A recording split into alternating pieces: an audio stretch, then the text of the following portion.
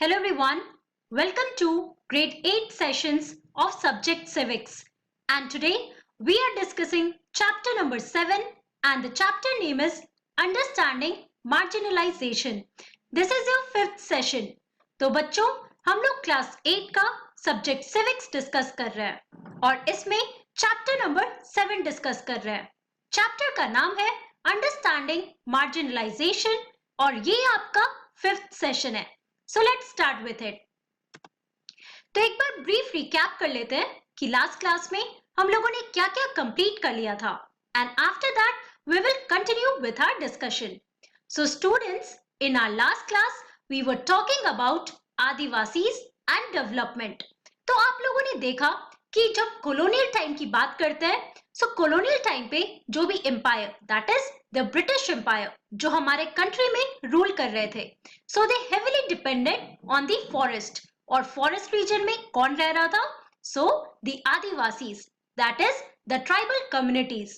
और अगर हम प्री कॉलोनियल डेज की बात करें या प्री कॉलोनियल वर्ल्ड की बात करें तो जो आदिवासीज थे बच्चों वो बेसिकली हंटर गैदरर्स हुआ करते थे और वो नोमैड्स थे.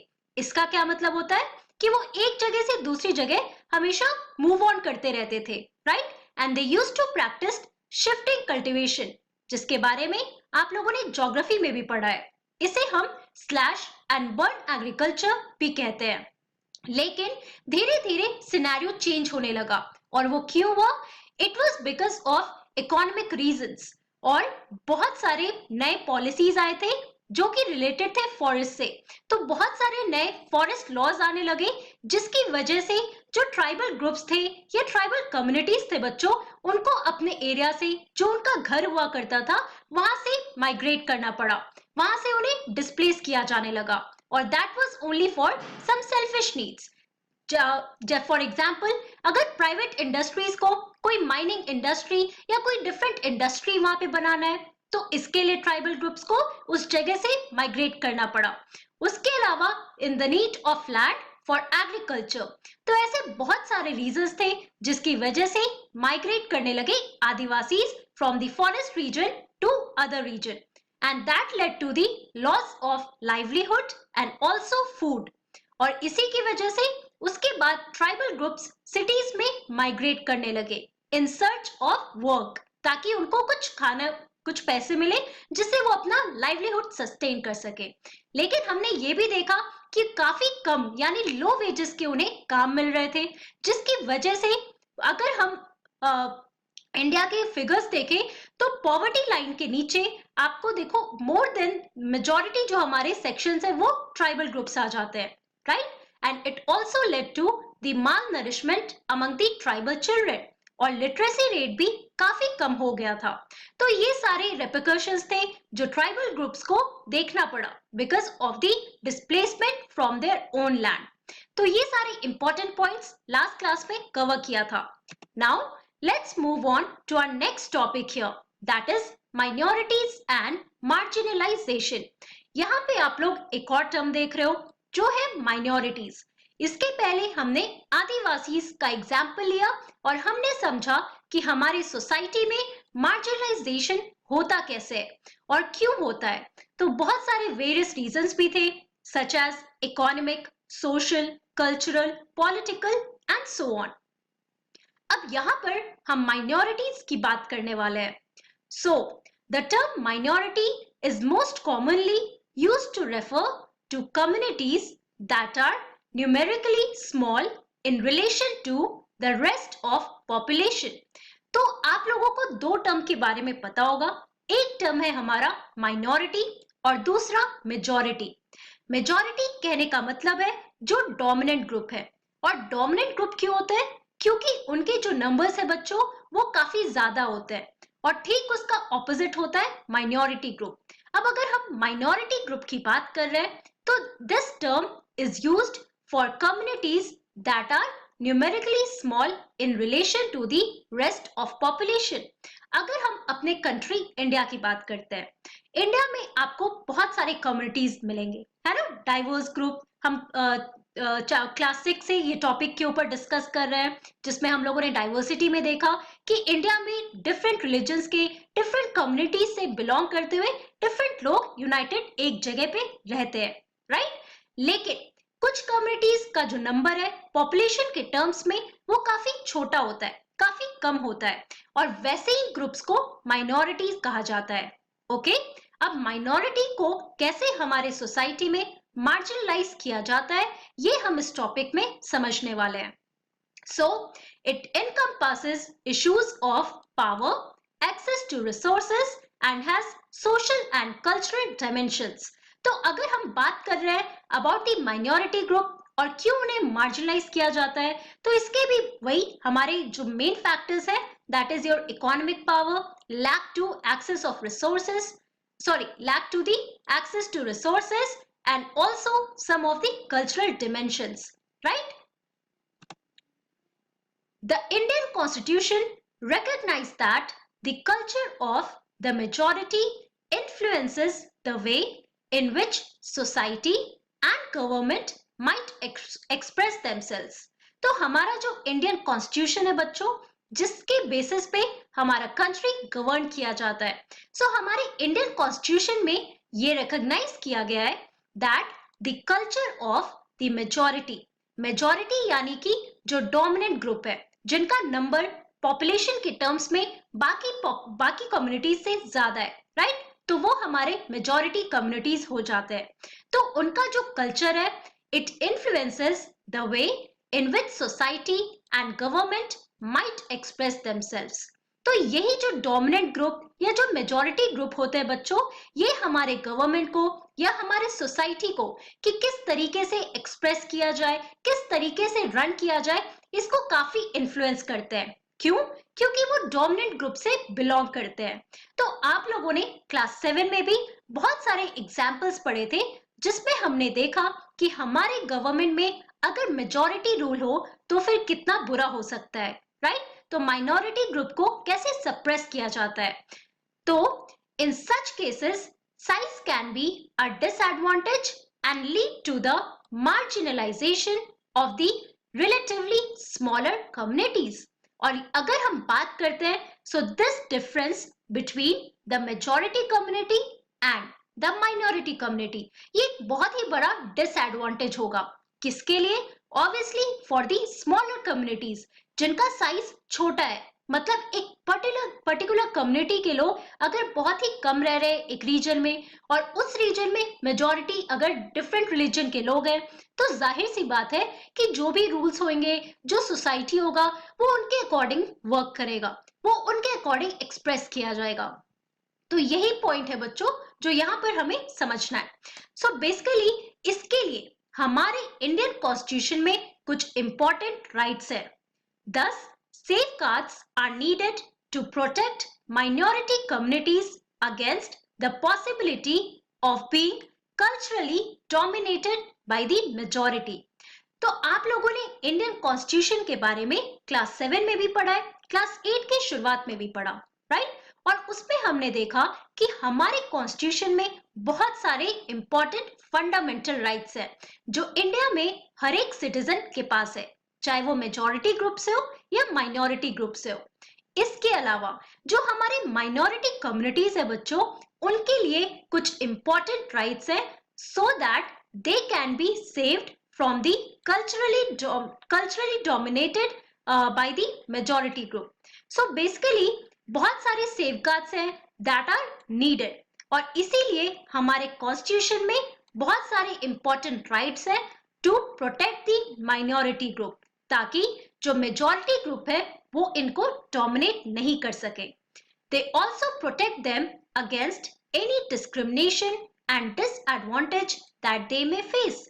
तो इसके अलावा बहुत सारे राइट्स ऐसे हैं जिससे उनके जो माइनॉरिटी ग्रुप्स है उनको प्रोटेक्ट किया जाता है फ्रॉम एनी डिस्क्रिमिनेशन। कोई भी डिस्क्रिमिनेशन या डिसएडवांटेज उनको ना हो, इसलिए ऐसे बहुत सारे राइट्स हमारे कॉन्स्टिट्यूशन में बनाए गए हैं। अब यहाँ पे आप ये पाई चार्ट देख रहे हो। नाउ ये pie chart is showing us the minority population.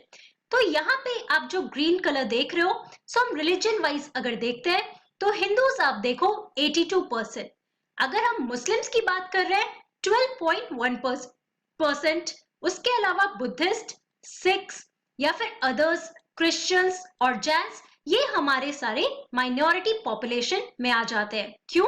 क्योंकि इनका जो साइज है इन टर्म्स ऑफ पॉपुलेशन वो काफी कम है। Okay, The Constitution provides these safeguards because it is committed to protecting India's cultural diversity and promoting equality as well as justice. और हमारे इंडियन कॉन्स्टिट्यूशन में ये सारे इंपॉर्टेंट सेफगार्ड्स या जो भी राइट्स है जो माइनॉरिटी कम्युनिटीज को मिलते हैं, ये आखिर क्यों मिलता है? ऑब्वियसली बच्चों, हमारा कंट्री एक डाइवर्स नेशन है जहाँ पे डिफरेंट कल्चर से डिफरेंट कम्युनिटीज से बिलोंग करते हुए बहुत सारे लोग रहते हैं, ताकि हर एक इंसान को डिस्क्रिमिनेशन या डिसएडवांटेज ना फेस करना पड़े। इसलिए हमारे कॉन्स्टिट्यूशन में ये सारे इंपॉर्टेंट राइट्स दिए गए हैं to protect the interest of all the people and also to promote equality as well as justice, जो हमारे प्रिएम्बल का पार्ट है, right? The judiciary plays a crucial role in upholding the law and enforcing fundamental rights. तो आप लोगों ने judiciary के बारे में भी पढ़ा है, और हमारे कंट्री में जुडिशरी का सबसे एपेक्स कोर्ट कौन है? Supreme court. तो इसके अलावा जो भी फंडामेंटल राइट्स हैं उनको प्रोटेक्ट करने के लिए या फिर टू अपहोल्ड देम, इसके लिए रिस्पॉन्सिबल कौन है? द जुडिशरी, हमारे कोर्ट्स रिस्पॉन्सिबल है। Every citizen of India can approach the courts if they believe that their fundamental rights have been violated. Again, आप लोगों ने पहले भी एग्जाम्पल्स के थ्रू पढ़ा है कि किस तरीके से अगर किसी सिटीजन को कभी ऐसा लगे कि उनके फंडामेंटल राइट्स को वायलेट किया जा रहा है, तो वो कभी भी हमेशा कोर्ट को अप्रोच कर सकते हैं in order to protect their own interest. अब यहाँ पे आप और पिक्चर्स देख रहे हो। Here you can see children, they are protesting and they are telling minority is majority. So these are some of the protests against the majority groups. Okay? अब हमारा दूसरा टॉपिक है मुस्लिम्स एंड मार्जिनलाइजेशन। तो यहाँ पर हम example लेने वाले हैं about the different community here, that is Muslim community. Okay, now Muslims are 13.4% of India's population and are considered to be a marginalized community in India today, because in comparison to other communities, they have over the years been deprived of the benefits of socio-economic development. तो अगर हम India की बात करते हैं तो India की total population का कितना पार्ट है मुस्लिम का पॉपुलेशन? It is 13.4%. ओके, और हमारे कंट्री में मुस्लिम्स को मार्जिनलाइज्ड कम्युनिटी कंसिडर किया जाता है। और क्यों कंसिडर किया जाता है? क्योंकि अगर हम पुराने साल के कुछ एनुअल फिगर्स देखें तो उससे हमें पता चलता है कि जो मुस्लिम कम्युनिटी है बच्चों, they have been deprived of the benefits of the socio economic development. तो हमारी कंट्री में बाकी जो मेजॉरिटी कम्युनिटीज है, वो जो सोशली या इकोनॉमिक डेवलपमेंट हो रहा है हमारे कंट्री में, उससे उनको बेनिफिट्स हो रहे हैं। लेकिन अगर हम बात करते हैं अबाउट द मुस्लिम कम्युनिटीज, तो as such they are being deprived from the socio economic development, और ये एक मेजर रीजन है जिसकी वजह से मुस्लिम्स को एज अ मार्जिनलाइज्ड ग्रुप देखा जाता है in our country India. Okay, यहाँ पे आप प्रोटेस्ट देख सकते हो, where you can see people they are protesting for reservation for the Muslim communities, क्योंकि इन्हें लगता है कि इनको अपॉर्चुनिटी से डिप्राइव किया जाता है।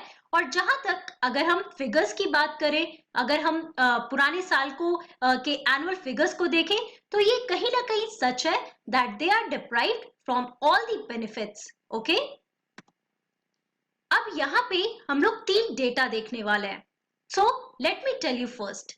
The data in the three tables below derived from different sources indicate the situation of the Muslim community with regard to basic amenities, literacy and public employment. तो बच्चों, आप अपनी एनसीईआरटी बुक में ऐसे 3 टेबल्स देखने वाले हो। तो ये 3 टेबल्स जो है इसमें कुछ इंपॉर्टेंट डेटा दिए हुए हैं और ये डेटा क्या बताता है? So they are telling us the situation of Muslim community. हमारी कंट्री में मुस्लिम कम्युनिटी का सिचुएशन कैसा है रिगार्डिंग द बेसिक एमिनिटीज। तो हमारी लाइफ में जो बेसिक नेसेसिटीज है उसके अकॉर्डिंग जो मुस्लिम कम्युनिटी है उनका क्या सिचुएशन है इसमें। उसके अलावा लिटरेसी रेट में मुस्लिम कम्युनिटी का कैसा सिचुएशन है। उसके अलावा एम्प्लॉयमेंट के रिगार्ड में मुस्लिम कम्युनिटी का कैसा सिचुएशन है। तो ये तीनों हम इस चार्ट से समझने की कोशिश करेंगे। सो पहला चार्ट है हमारा बेसिक एमिनिटीज का जो रिकॉर्ड किया गया था 1994 का। अगर हम बात करते हैं कच्चा हाउसेस की तो यहाँ पर आप देखो कि 63.6% of Muslims they live in kachcha houses और वही 55.2% of Hindus they live in the kachcha houses. तो हमारा जो डोमिनेंट रिलीजन है या जो मेजॉरिटी है दैट आर हिंदूज। और अगर हम हिंदूज से कंपेयर करें तो मुस्लिम्स आप देख सकते हो कि बहुत ज्यादा परसेंटेज है मुस्लिम्स का who are living in कच्चा houses. Likewise, electricity में भी 30% of Muslims have access to electricity. और वही अगर हम हिंदूज की बात करते हैं बच्चों तो हिंदूज में आप देख सकते हो 43.2%।